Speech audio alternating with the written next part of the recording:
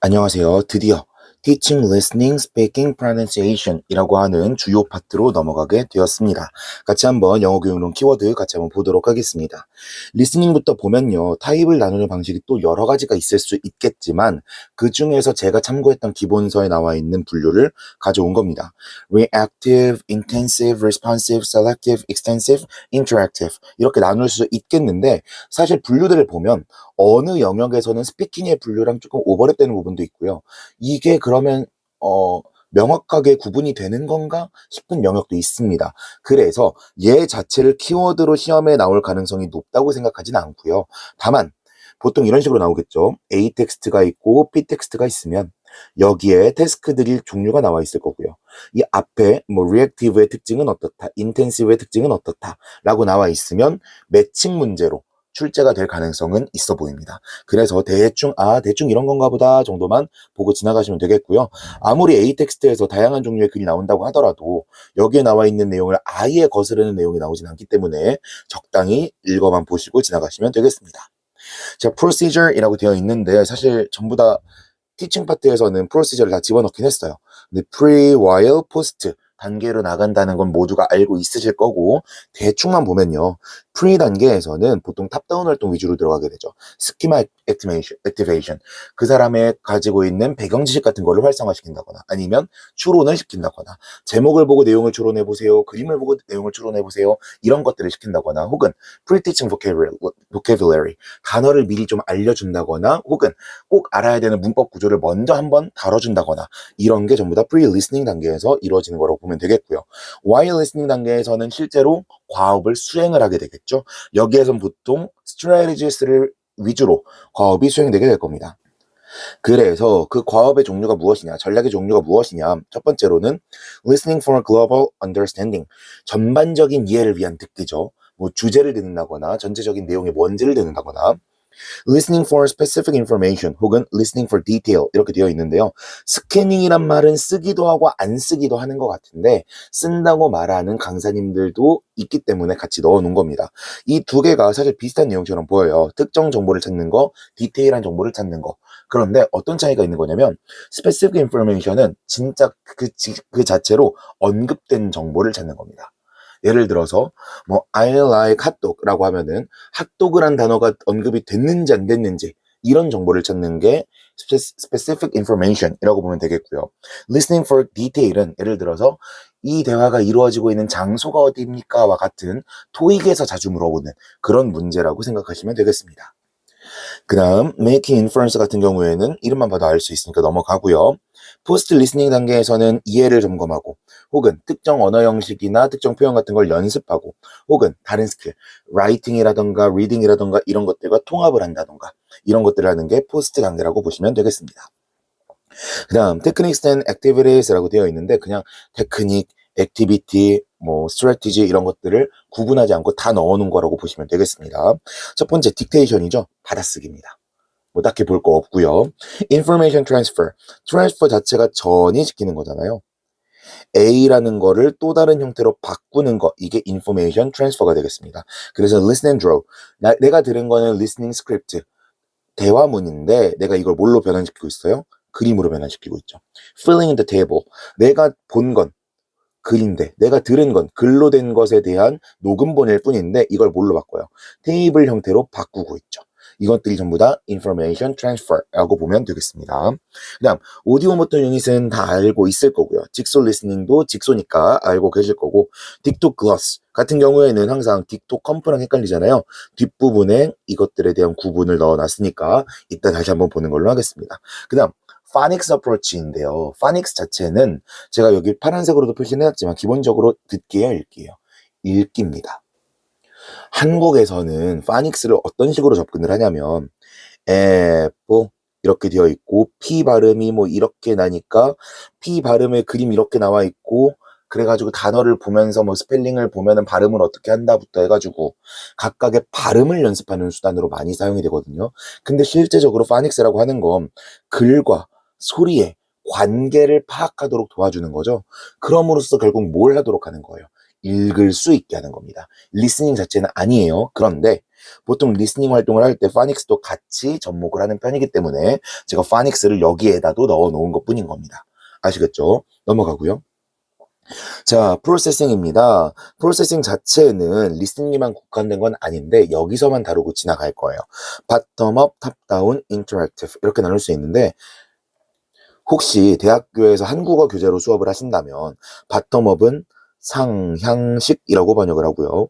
탑다운은 하향식이라고 번역을 합니다. 말이 바텀이라서 하향일 것 같고 탑이라서 상향일 것 같지만 뒤에 있는 이 표현을 중심으로 생각하는 거라는 거 생각하시면 되겠고요. 바텀업이라고 하는 건 뭐예요? 가장 기초적인 것부터 올라가는 겁니다. 예를 들어 철자, 그 다음 단어, 그 다음 구, 그 다음 절, 그 다음 문법 관계, 그 다음 문장, 그 다음 단락, 그 다음 글, 글이라고 하면 여기에서는 메시지를 말하는 거겠죠. 자, 이런 단계로 넘어가는 게 바텀업이 되겠고요. 역순으로 원래 알고 있는 메시지, 배경 지식에서부터 시작해서 천천히 가장 낮은 단계로 내려오는 걸 탑다운 방식이라고 합니다. 보통 우리가 영어 교육론을 공부하다 보면 탑다운이 무조건 좋은 거, 바텀업은 지향해야 될 거라고, 지양해야 될 거라고 생각하기 쉬운데 둘 다 필요한 겁니다.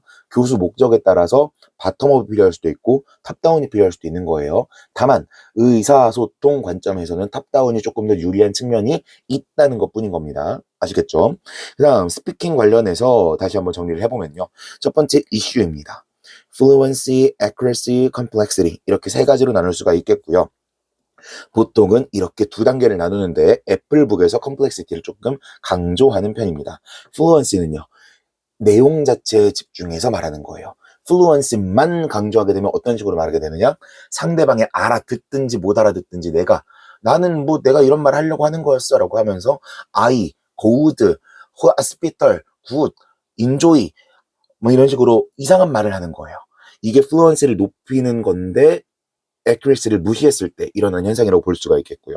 accuracy는 정확성입니다. 한국 학생들이 대부분 accuracy 높은데 fluency는 낮다고 하죠. 저만 하더라도 accuracy에만 너무 집중을 하다 보니까 fluency가 좀 낮은 편에 속하는데 자, language oriented라고 되어 있는데 여기에 나와 있는 language를 그냥 문법이라고 생각하시면 편합니다. 언어 형태에 너무 집중해서 정확한 언어를 구성하려고 하다 보니까 fluency를 놓치는 경우가 있다라는 거. 결국 저희는 이거 두 개 다 잡는 게 우선일 거고 둘 중에 우선순위를 논하자면 fluency를 먼저 하되 accuracy를 포기하지는 말아야 된다 정도로 생각하는 게 좋겠죠. complexity는요. fluency와 accuracy에서 한 단계 더 나간 겁니다. 얘가 내 메시지를 전달하려고 말을 하는 건 잘해. 그리고 정확하기도 해. 그런데 구문적으로 너무 단순한 것만 말해. 나 밥 먹었어. 밥은 맛있어. 내가 어제 밥을 또 먹었어. 이런 식으로만 얘기하면 사람이 조금 모자라 보일 수 있겠죠. 그래서 구문적인 복잡성이라던가 단어적인 풍부함 같은 것들을 조금 구사할 수 있는 능력, 이거를 complexity라고 볼 수가 있겠습니다. 자, 타입인데요. 타입 같은 경우에도 분류가 굉장히 다양한데 이 타입들을 하나하나 보는 건 별로 의미가 없을 것 같고요. 그나마 조금 타입을 신경 쓴다라고 한다면 transactional, interpersonal 이 두 가지 정도만 구분하실 수 있으면 되겠습니다. transactional은 정보를 교환하는데 의의가 있는 친구고요. interpersonal은 사람끼리 감정적으로, 정서적으로, 사교적으로 대화하는 거. 이게 interpersonal이라고 보면 되겠습니다. interpersonal과 똑같은 뜻으로 interactional도 있기는 한데 제가 알기로는 최초에 이런 표현을 사용했던 학자가 interpersonal이라고 했던 것으로 알고 있어서 웬만하면 interactional보다는 interpersonal이라고 외워두시는 걸 더 추천드립니다. 그 다음 techniques and activities인데요. 일단 첫 번째 gap activity는 초반에 다른 파트에서 먼저 다뤘으니까 넘어가도록 하고요. 직소도 마찬가지고요. roleplays와 simulation은 굉장히 비슷한 표현인데 둘을 구분하는 것도 뒤에 넣어놨으니까 이따가 다시 한번 보면 되겠고 그 다음부터 진짜 액티비티입니다. 432 액티비티 혹은 432 딜리버리라고 하는 건데요. 원리를 보면은 대충 어떤 활동인지 알 수 있습니다. 일단은 여기 나와 있는 4.3이라고 하는 건 시간이에요. 4분, 3분, 2분 순서로 하는 액티비티라는 겁니다. 작동 원리는 반복과 시간 압박인데요. 뭘 하려는 거냐면 첫 번째, 학습자가 파트너에게 어떤 주제에 대해서 4분 동안 이야기합니다. 그 다음에 다른 파트너에게 3분 동안 다시 이야기합니다. 그 다음에는 또 다른 파트너에게 또 2분 동안 이야기를 합니다. 그러면 같은 내용이니까 메시지 자체는 어때요? 똑같아요. 그런데 이거를 4분 말했다가 3분에 말했다가 2분에 말했다가 하다 보니까 내가 앞서 말했던 표현이 암기가 되면서 더 빨리 말하는 것들도 있을 거고요. 메시지를 전달하는 데 있어서 군더더기가 됐던 표현들도 빼버리기 시작할 거고요. 점점 더 시간 압박에 의해서 유창하게 말하려고 하는 압박이 들어오게 될 겁니다. 그런데 앞서서 긴 시간 동안 얘기했던 경험이 있기 때문에 랭귀지 로드 자체는 조금 낮아진 상태로 2분 동안 구사할 수가 있겠죠. 이런 것들을 노리는 게 432 액티비티라고 보시면 되겠습니다. 시험에 직접적으로 출제될 가능성은 낮다라고 생각하고요. brainstorming, 이건 당연히 알고 있어야 되는 거죠. 이거는 어느 파트에서도 전부 다 쓸 수 있는 거니까 반드시 알아둬야 되겠고, storytelling, 이게 시험 문제로 나올 가능성은 낮다고 생각합니다. 넘어가도록 하고요. picture narrating, picture describing, 그냥 그림 묘사하는 거죠. 그래서 spot the difference 같은 활동할 때 하는 활동이라고 보시면 되겠고요. show and tell, 실물을 제시하고 말하는 거, 이런 것들이 전부 다 액티비티의 종류라고 보실 수가 있겠습니다. 일단 pronunciation으로 넘어가면요. 첫 번째 이슈부터 보면 native like냐 intelligibility냐, 이거를 구분하는 게 출제가 될 가능성이 높아 보입니다. intelligibility, 이게 시험 키워드로 나올 가능성이 높아 보이고요. intelligibility랑 또 우리가 자주 구분하는 게 comprehensibility, 이런 표현도 있는데 이게 무엇인지는 뒤에서 다시 한번 언급하는 걸로 하겠습니다. 아무튼 우리가 발음을 교수할 때 원어민처럼 발음하는 게 중요하냐, 아니면 알아들을 수 있는 발음을 구사하도록 연습시키는 게 중요하냐, 이게 이슈인데 최근의 트렌드는 intelligibility다 라고 생각하시면 되겠고요. segmental, suprasegmentals, 이거는 다들 아시는 거죠. 세그멘탈은 우리가 알고 있는 거 P, B, M, 뭐 L, R, 이런 것들의 발음을 알도록 하는 거고요. 수프라세그멘탈은요, 인토네이션이라던가 스트레스라던가 이런 것들을 알도록 하는 게 수프라세그멘탈인데, 보통은 세그먼트를 가리키는 게 바텀업이고 수프라세그멘탈을 가리키는 게 탑다운이다라고 설명을 하곤 합니다. 그 다음 teachability인데요, 가르칠 수 있는 정도를 말하는 겁니다. 우리가 reading으로 넘어가면 readability가 될 거고요. 그리고 학습자의 학습 측면을 보게 되면 learnability가 될 거고요. 더 편하게 말하면 우리가 일상적으로는 difficulty라고 볼 수가 있을 겁니다. teachability가 가장 높은 건 세그먼트일 거예요. 그런데 우리가 가르쳤을 때 가장 효용감이 높은 건 수프라세그멘탈입니다. 그래서 이런 것들에 대한 글도 나올 가능성은 있어 보이긴 한다. 그런데 teachability 자체가 키워드로 나올 가능성 없어 보이고요. 이거에 대한 개념을 물을 가능성도 없어 보입니다. 넘어가고요. 테크니컬 액티비티에서 contextualized minimal pairs라고 되어 있는데 앞에 군더기가 붙어서 그렇지 minimal pairs입니다. 이거 시험 문제 나올 가능성 높겠죠. 영어학과 영교론을 융합시켜서 시험 문제 충분히 낼 수 있을 거라고 생각하고요. 최소 대립상으로서 변별적 자질들을 전부 다 구분할 수 있도록, 음수를 구분할 수 있도록 하는 활동들이 minimal pairs가 될 겁니다. contextualized니까 문맥 속에서 특정한 발음, 특정한 단어를 인식하지 않으면 이해가 되지 않는 listening script나 뭐 pronunciation activity를 주도록 하겠죠. rice나 rice를 구분하는 활동 같은 것들. 한국에서는 그냥 얘들아 rice는 뭐고 rice는 뭐게, 아이고 그거는 그게 아니란다, 이런 식으로 설명을 하겠지만 우리가 액티비티로 들어가게 되면은 나는 밥을 먹었다라는 맥락 속에서 rice인지 rice인지를 구분하게 하는 활동들이 들어갈 수가 있을 겁니다. 슬로우 모션 스피킹이나 트래킹이나 songs and chants 같은 것들은 진짜로 액티비티에 가까운 거고 실전적인 거기 때문에 그냥 명칭만 보여드리고 지나가도록 할게요. 다음 기타입니다. 첫 번째, integrated skills 혹은 skills integration 이라고 되어 있는데 이게 정확한 분류인지 모르겠어요. 근데 제가 봤던 책들에서는 스킬을 융합시킨다고 할 때는 integrated라고 하고요. integrative라고 할 때는 보통은 motivation이나 테스팅 영역에서만 사용하는 것 같았습니다. 일단 이건 자체가 시험 키워드로 나올 가능성은 별로 없다라고 여겨지지만 그래도 얘네는 너무 기초적인 단어들이니까 꼭 외워두도록 하고요. Integrative Motivation이나 Integrative Testing 같은 것들도 알아두셔야 되겠습니다.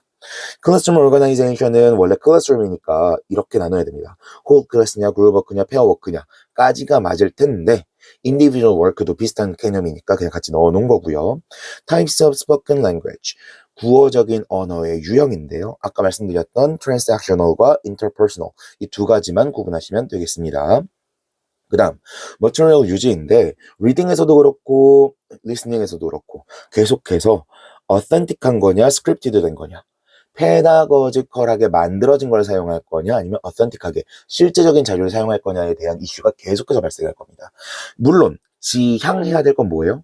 authentic한 게 더 좋긴 하겠지. 그런데 학습의 측면에서 항상 authentic한 게 좋냐는 거예요. 왜? authentic한 랭귀지는 특징이 뭐죠? 속도가 빨라요, 느려요? 빨라요. 속도가 굉장히 빠릅니다. 그리고 you know 같은 hesitation이라던가 fillers 같은 것들이 들어가야 안 들어가요? 들어가게 되죠. 이렇게 hesitation이라던가 fillers 같은 것들도 들어간다. 혹은 스크립트들은 딱 한 가지의 메시지를 한 번만 언급하게 되는데 실제로 제가 지금 설명할 때도 마찬가지지만 했던 얘기 또 하고 했던 얘기 또 하고 했던 얘기 또 하고 계속해서 반복적으로 말하는 redundant한 파트들도 분명히 존재하게 될 겁니다. 이런 것들이 리스닝을 처음 공부하는 사람들에게 있어서는 cognitive load, 인지적인 부하를 일으키는 요소로 작동할 수가 있겠죠. 물론 실제적인 의사소통을 공부를 하기 위해서라면 이러한 것들도 학습의 대상이 되기는 할 거예요. 그런데 리스닝 자체가 안 되는 사람한테 이런 장치들이 처음부터 들어오게 되면 이게 쉬울 거냐는 거예요. 어렵겠죠. 그래서 authentic한 랭귀지를 사용하는 게 항상 100% 좋은 것만은 아니다 정도만 생각하시면 되겠습니다.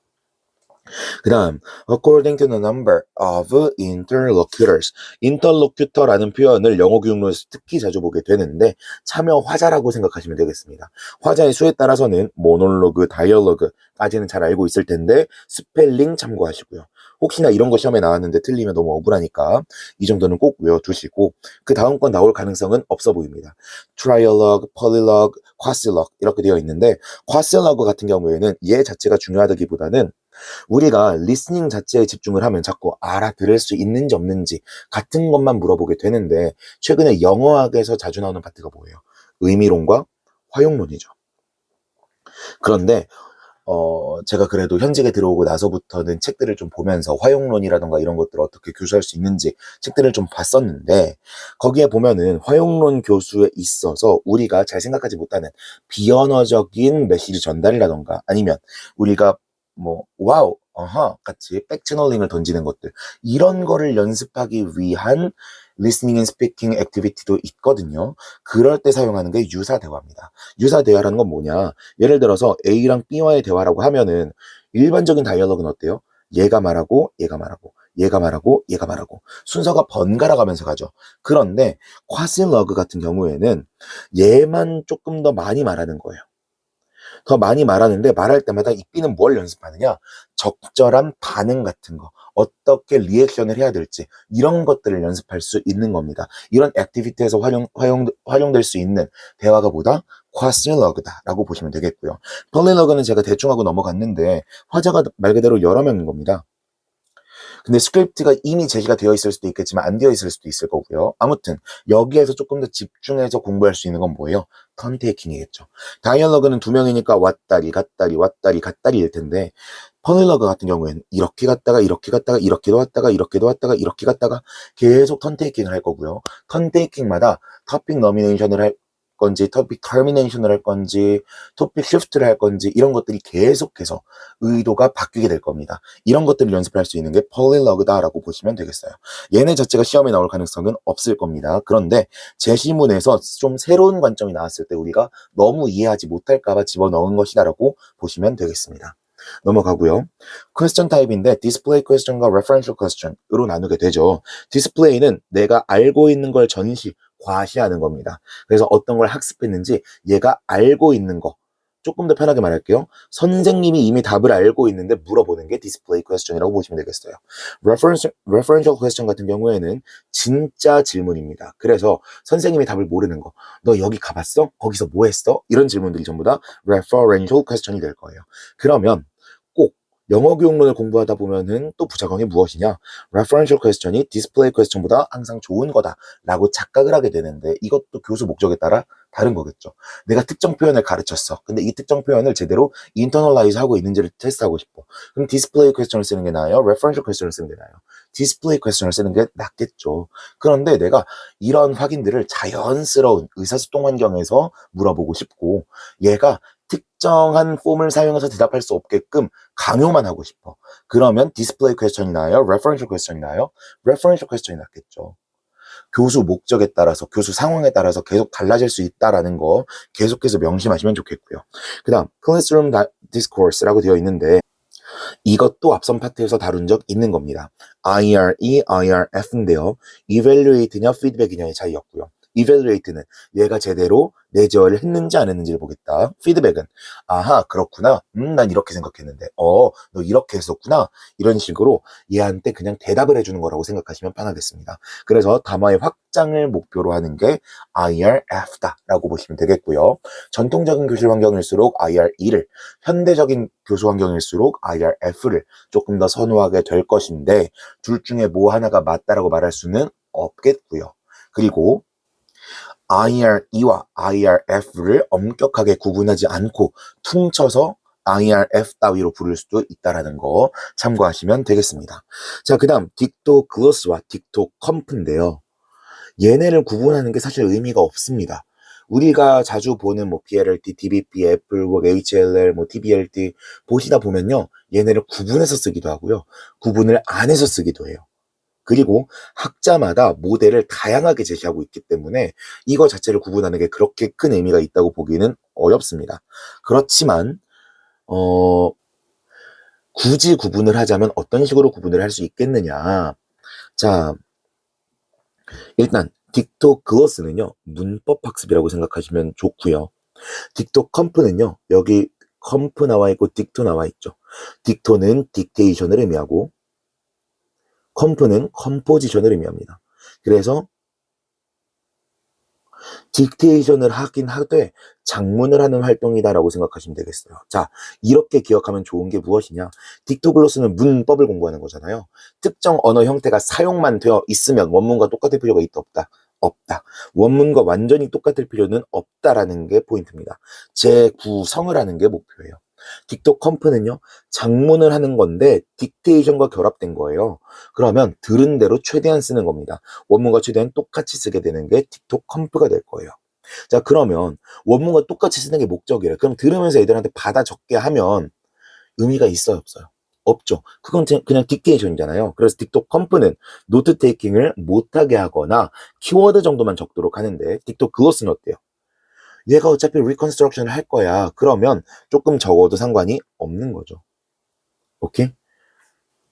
그리고 재구성을 하지 않으니까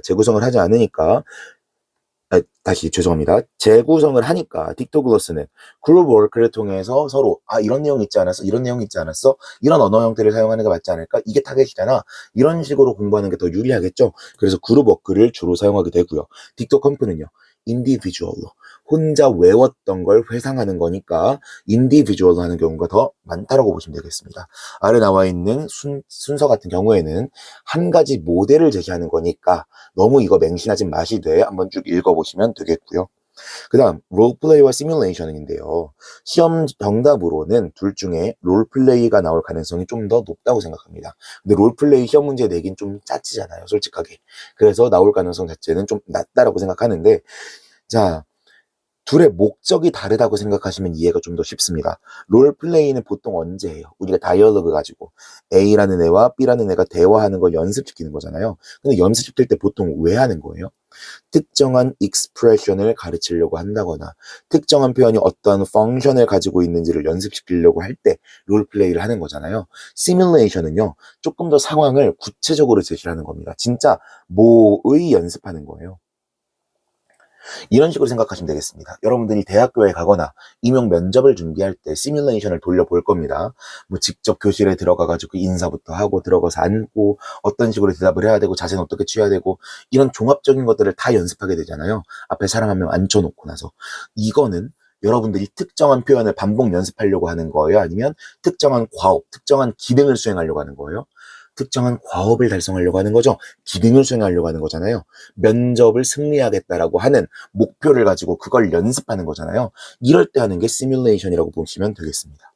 롤플레이는 대충의 상황, 시뮬레이션은 구체적인 상황. 이렇게 구분을 하려고 하면 구분이 잘 되지 않고 그 목적이 다르다라고 생각하시면 구분이 좀 잘 되실 거라고 생각합니다. 근데 이 시뮬레이션이라고 하는 게 언어 교육 상황에서는 사실 물어보기가 조금 거시기해요. 우리 시험 상황에서 아카데믹한 퍼포즈나 뭐 보케이셔널한 퍼포즈로 제대로 문제가 나온 적이 없잖아요. 그렇죠? 왜냐하면 언어 자체를 가르치는 데 너무 집중이 되어 있기 때문에 중등 임용 자체가 앞으로의 뭐 실제 상황에서의 어떤 연습 같은 걸 대비시키는 조금 우리 고교학점대로 치면 선택교과에 가까운 내용들을 다루는 문제가 아직은 안 나왔단 말이죠. 그래서 시뮬레이션 자체가 시험 문제로 나올 가능성은 낮아 보인다 라고 감히 한번 말씀을 드리고요. 넘어가서 comprehensibility와 intelligibility 한번 구분을 해보면요. 이런 식으로 구분하면 조금 명료해질 것 같아요. intelligibility는 발음이라고 생각하시면 되겠고 comprehensibility는 내용이라고 생각하시면 되겠습니다. 발음을 알아들을 수 있느냐, 네가 뭔가를 말했을 때, 뭔가를 짓거렸을 때, 뭔가를 발음을 했을 때 듣는 사람으로 하여금 이해가 가능하냐, 진짜 알아들을 수 있느냐라는 게 intelligibility가 되겠고요. comprehensibility는요, 내가 말한 내용이 저 사람한테 내용적으로 전달이 되느냐라고 생각하시면 되겠습니다. 그런데 이 키워드들을 어디서 다루고 있었어요? pronunciation에서 다루고 있었잖아요. pronunciation 파트에서는 당연히 뭐가 더 중요하겠어? intelligibility가 더 중요하겠죠. comprehensibility는 발음 그 자체에서 중요한 요소는 아닐 겁니다. 그리고 listening이나 speaking 파트에서는 굳이 comprehensibility를 언급하지 않더라도 대체해서 사용할 수 있는 표현이 많기 때문에 comprehensibility는 시험 문제에 나올 가능성이 낮다고 생각하고요. intelligibility가 시험 문제에 나올 가능성이 더 높다라고 생각합니다. 됐죠? 자, 그러면 이런 식으로 생각해 볼까요? intelligibility가 있으면 무조건 comprehensibility 합니까? 아니죠. 얘가 발음이 너무 유창한데 말귀를 하나도 못 알아듣게 해. 통사론적으로 문장 순서, 단어들의 순서도 다 이상하고 얘가 과거형을 쓰는 건지 미래형을 쓰는 건지 현재형을 쓰는 건지 다 구분이 안 되게 말을 해. 그럼 알아들을 수가 없겠죠. 그쵸? 함선이란 말을 써야 되는데 보트 이렇게 말하고 있으면 내용이 전달이 안 되겠죠. comprehensibility는 intelligibility만 있다고 해서 확보되는 건 아니고 intelligibility는 comprehensibility에 도달하기 위한 하나의 조각일 뿐이다 정도로만 생각하시면 되겠습니다. 이 아래의 내용들 한번 쭉 보시면 되겠고요. 결국에 언어 교수에 있어서 우리가 진짜 목표로 삼아야 되는 건 intelligibility가 아니라 comprehensibility일 겁니다. 얘가 ultimate한 골이 될 거예요. 그런데 기본적으로 의사소통 자체가 성립을 하려면 뭐부터 확보시키는 게 좀 낫겠다. intelligibility부터 확보시키는 게 낫겠다. 정도로 생각하시면 되겠습니다. 자, 앞에서부터 다시 보면서 시험에 나올 만한 키워드가 뭐라고 생각하는지 한 번만 쭉 살펴보고 넘어가도록 하겠습니다. 자, 일단은 제가 볼 필요는 없다 그랬지만 intensive와 죄송합니다. extensive와 intensive 같은 경우에는 여러 가지 파트에서 반복해서 나오는 키워드이기 때문에 시험 문제 나올 가능성 없지 않다라고 생각하고요. 스키마 액티베이션 이것도 사실 나올 가능성이 높다고 생각하진 않는데 특히 스키마는 물어봐도 액티베이션을 물어볼 것 같지는 않은데 그래도 키워드 자체는 좀 알아두시면 좋겠고요. 스트레티지 같은 경우에는 얘네가 시험 문제에 직접 나올 가능성은 없어 보이고 나오더라도 이렇게 매칭 문제로 나올 것 같다 라고 말씀을 드릴 수 있겠고 딕테이션은 너무 기본적이니까 외우고 있으셔야겠고요. 인포메이션 트랜스퍼 알고 있으셔야겠고 오디오 모터 유닛 저 사실 얘가 시험 문제에 나올 것 같지가 않아요. 아무리 오디오 모터 유닛을 추려봐도 TPR이라고 썼을 때 TPR을 걸러낼 수가 없다라고 저는 생각하기 때문에 이거 자체가 기입형 키워드로 나올 가능성은 없다라고 생각을 하고 대신에 액티비티 같은 게 B텍스트 같은 데 나왔을 때에는 오디오 모터 유닛이란 말이 직접적으로 언급은 안 되지만 아 이거 오디오 모터 유닛이네 라고 생각은 하고 지나갈 수 있게끔 출제는 될 것 같습니다. 딕톡 글로스 정도는 시험 문제에 나올 수도 있을 것 같고 딕톡 컴프로 쓰더라도 오답 처리할 수 있을까라는 생각은 살짝 듭니다. 파닉스가 시험 문제에 나올 가능성은 없어 보이고요. 바텀업이나 탑다운은 기입형으로 나오더라도 from the passage로 나올 가능성이 높아 보입니다. A 텍스트에서 바텀업 방식과 탑다운 방식, 인터랙티브 방식을 설명을 해놓고 B 텍스트에 내용이 나와 있으면 둘을 매칭시키는 그런 활동 정도만 나올 수 있을 것 같아서 키워드로서는 그렇게 중요하진 않은 것 같다라고 생각하고요. fluency, accuracy 당연히 중요하고 complexity는 솔직하게 시험 문제로 나올 것 같지는 않은데 그래도 알고 지나갔으면 좋겠습니다. transactional, interpersonal 당연히 알고 있어야 되는 거고요. gap activity 사실은 이것도 시험 문제 내기가 조금 애매한 것 같아요. opinion 갭이나 reasoning 갭 같은 경우에는 빈칸 만들어 놓고 뒤에 갭만 살려 놓게 되면은 정답을 명확하게 쓸 수 있는데 나머지는 two words나 one word로 냈을 때 대충 말이 될 것 같은 키워드들이 많이 있는 것 같아서 조금 information 갭 액티비티 같은 것들도 조금 애매하다라고 생각이 드는데 그래도 이 정도는 다 알고 있어야겠죠. 직소도 알고 있어야겠고. 자, 롤플레이와 시뮬레이션 중에서는 롤플레이를 조금 더 나올 가능성이 높다고 생각하지만 나올 가능성 없어 보이고요. 4.3 액티비티 나올 가능성 없어 보이고 브레인스토밍 알고 있어야겠고 스토리텔링 이런 거 나올 가능성 없어 보입니다. Picture narrating이나 picture describing 같은 거 다 나올 가능성 없어 보이고 spot the difference 없어 보이고 show and tell 나올 가능성 없어 보입니다. Intelligibility 당연히 알고 있으셔야겠고요. 세그먼트냐 슈퍼 세그멘탈이냐 바텀업이냐 탑다운이냐 전부 다 리딩 지문 안에서 매칭시키는 문제로 정도로밖에 못 나올 것 같고 teachability 나올 가능성 없어 보입니다. contextualized minimal pairs는 minimal pairs만 알고 있으면 되겠고요. slow motion speaking, tracking, songs and chants 이런 거 나올 가능성 없어 보입니다. skills integration, integrated skills 이런 것들 나올 가능성은 없지만 알고는 있어야 된다고 생각하고 다른 영역이지만 얘네도 당연히 알고 있어야 된다고 생각합니다. 그 다음 authentic이라는 단어 당연히 알고 있어야 되겠고 아래 scripted, modified, concocted 이런 것들은 전부 다 대체 가능한 표현들이잖아요. 당연히 기입형으로 못 나오겠죠. from the passage 정도로만 나올 겁니다. 모놀로그, 다이얼로그 나올 가능성은 없겠지만 스펠링 모르면 난감하기 때문에 외워두셨으면 좋겠고요. display question, referential question 알아두셨으면 좋겠는데 전 이 중에서는 display question을 조금 더 잘 알아두셨으면 좋겠습니다. 개인적인 선호예요. IR이나 IRF도 나올 가능성 없어 보이고 낸다면 매칭 문제일 겁니다. 딕토글로스, 딕토컴프는 나올 가능성 없어 보이지만 굳이 나오면 딕토글로스만 나올 것 같지만 그래도 단어 자체는 알고 있으셔야겠고 그 다음 comprehensibility와 intelligibility 중에서는 intelligibility 정도만 알고 있으시면 되겠습니다.